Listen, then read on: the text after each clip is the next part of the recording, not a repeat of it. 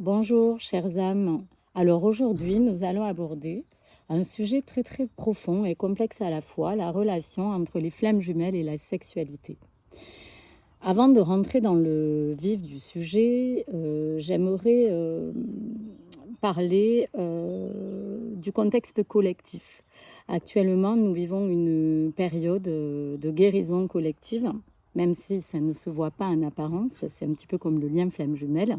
Il y a des choses qui se préparent en coulisses et qui ne sont pas visibles dès le départ. Mais je pense que tout ce qui se passe actuellement avec les procédures juridiques, le fait qu'il y ait des sujets, des dossiers qui remontent à la surface au sujet des abus sexuels, pour moi, est un nettoyage énergétique qui reflète un peu cette problématique de sexualité entre l'homme et la femme, cette dualité, cette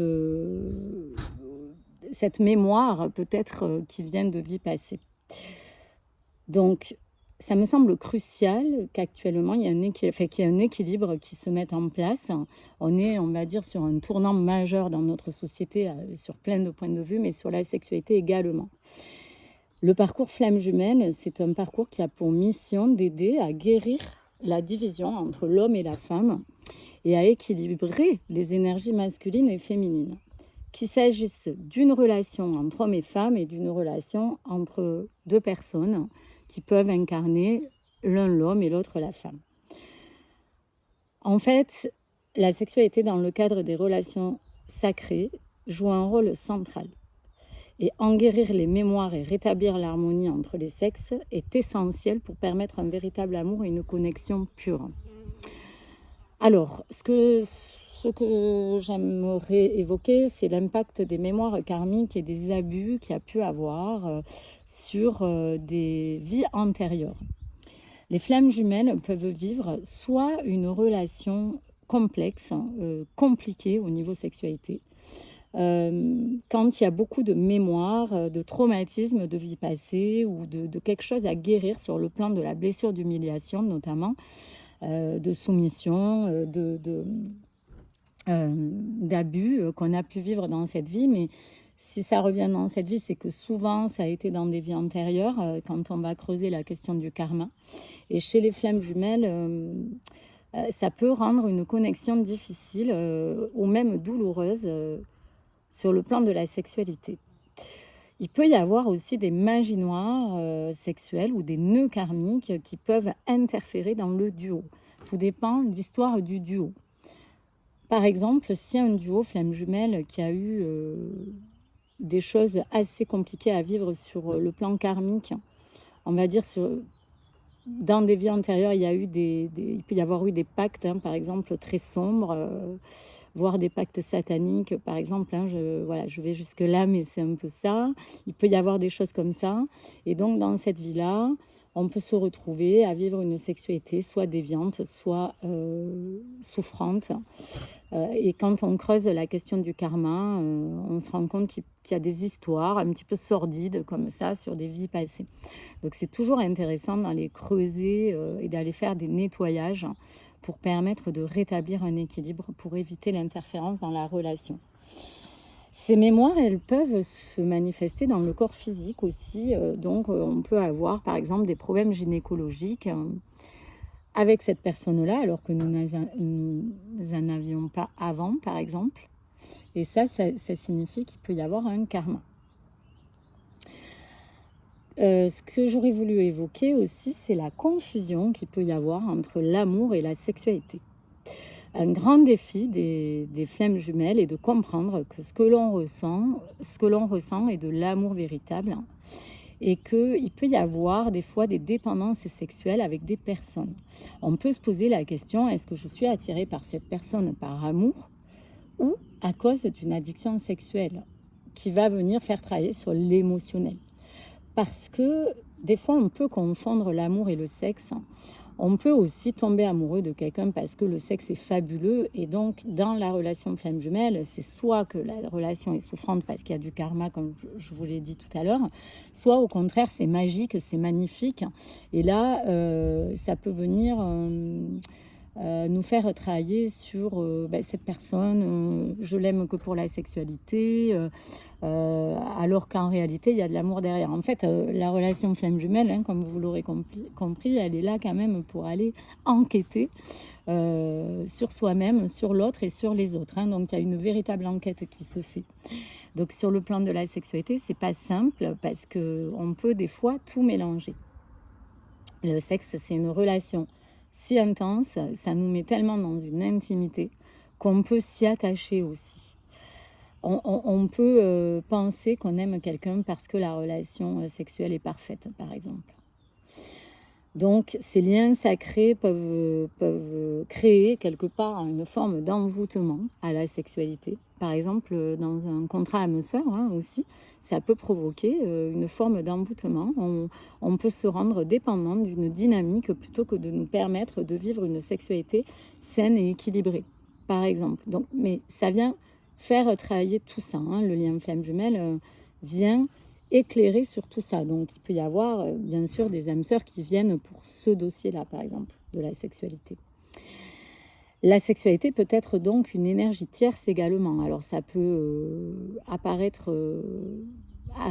sous le regard, enfin, sous le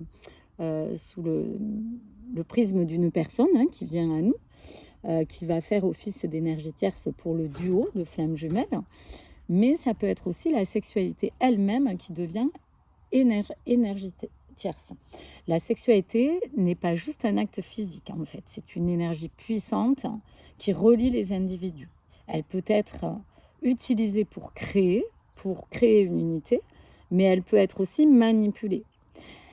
Alors, il est essentiel, je pense, de prendre conscience de l'énergie sexuelle dans une relation flamme jumelle, car elle peut être une clé pour comprendre et dépasser certains blocages. Ça nous pousse aussi à nous interroger, par exemple, sur est-ce que j'utilise cette énergie pour manipuler ou retenir quelqu'un ? Est-ce que ma sexualité est en harmonie avec mes valeurs profondes ? Par exemple, moi j'ai pu être comme ça avant ma flamme jumelle, inconsciemment bien sûr.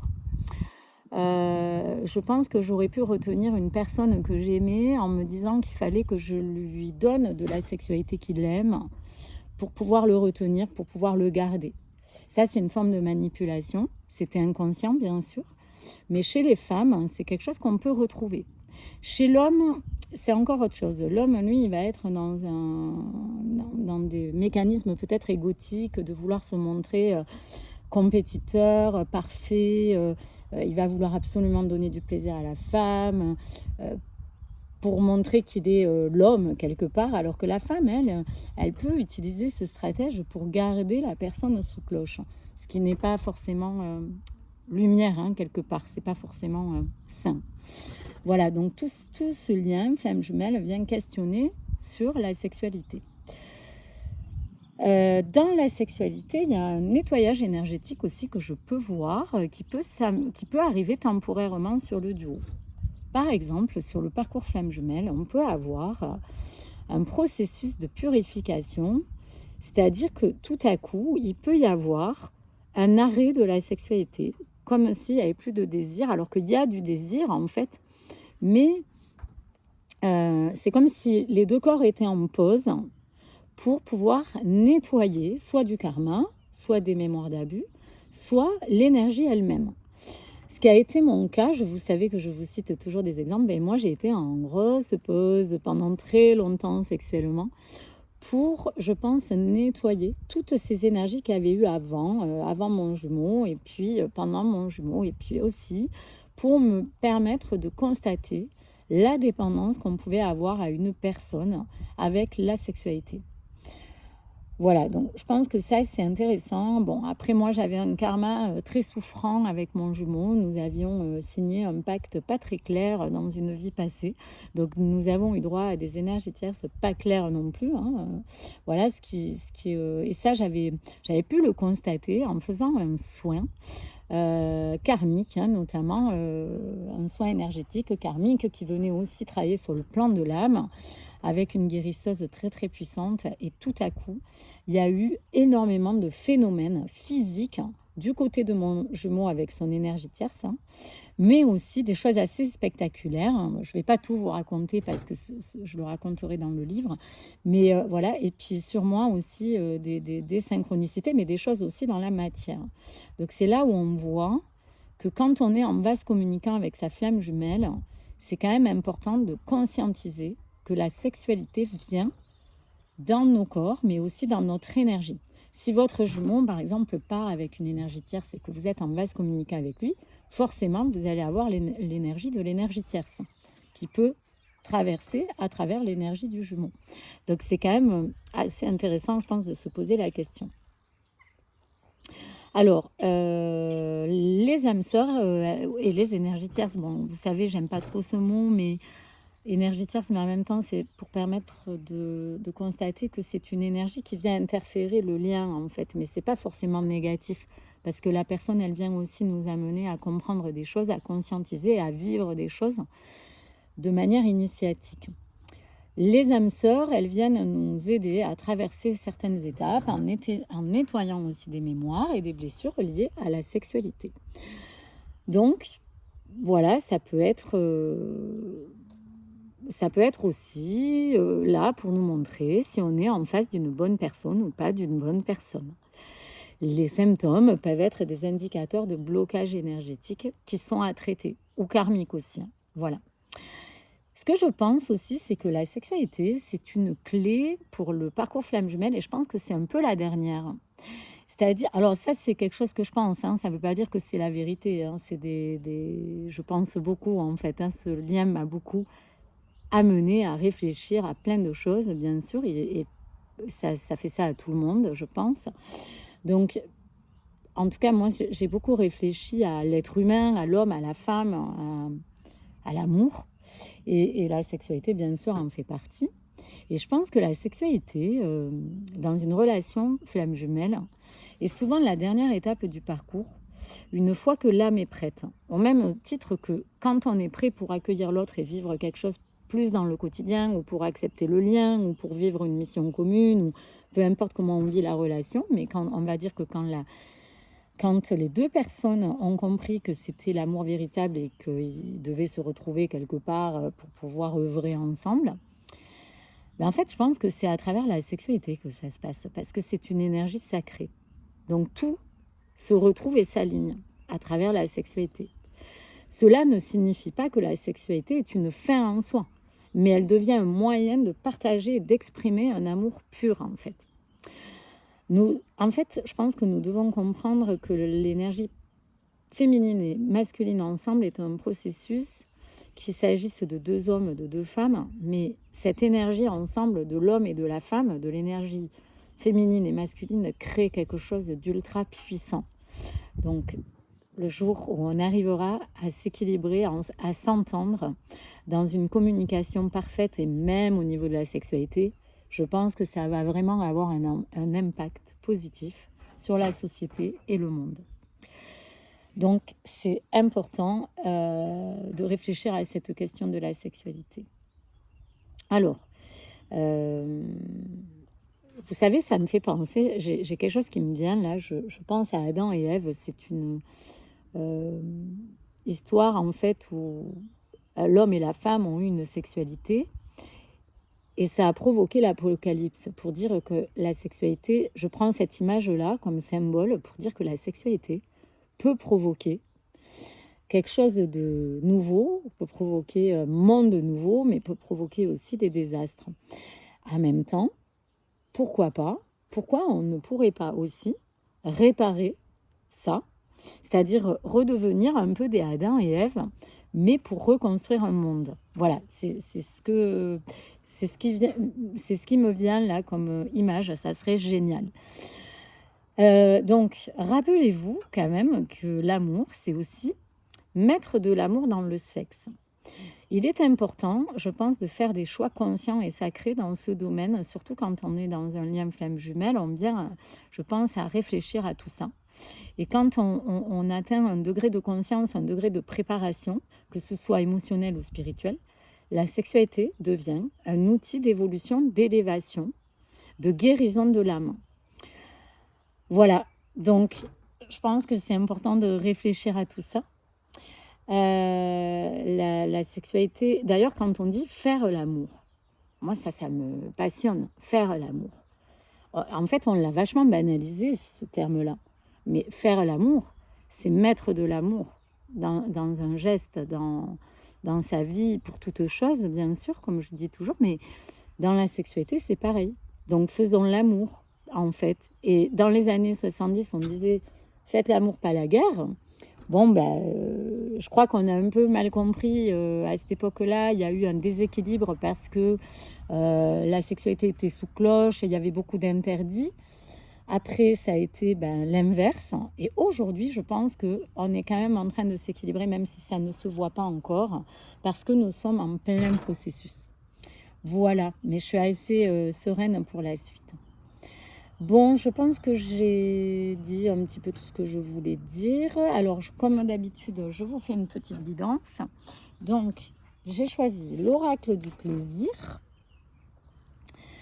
Je ne sais pas qui a écrit cet oracle. C'est Synchronique Édition, mais voilà, l'oracle du plaisir.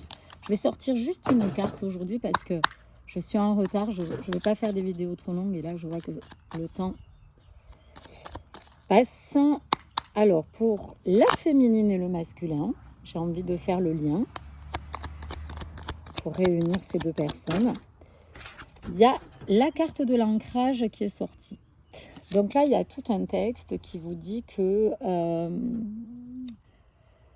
la plupart d'entre nous, en fait, nous nous comportons comme si notre esprit n'était pas connecté à notre corps, comme s'ils étaient bien distincts. En nous réancrant, on peut retrouver son corps, en fait. En fait, je pense que là, ça signifie qu'en ce moment, il y a peut-être un désalignement au niveau de la sexualité chez les duos. Il y a peut-être un besoin d'ancrage, il y a peut-être un besoin de passer à la réalité. Parce qu'il y a beaucoup de couples flammes jumelles qui vivent leur sexualité à distance. Quand je dis à distance, c'est télépathiquement parlant, énergétiquement parlant, mais ils ne se voient pas dans la matière, puisque souvent, soit ils sont séparés, soit ils sont distanciés géographiquement, soit ils ne sont pas prêts à se retrouver.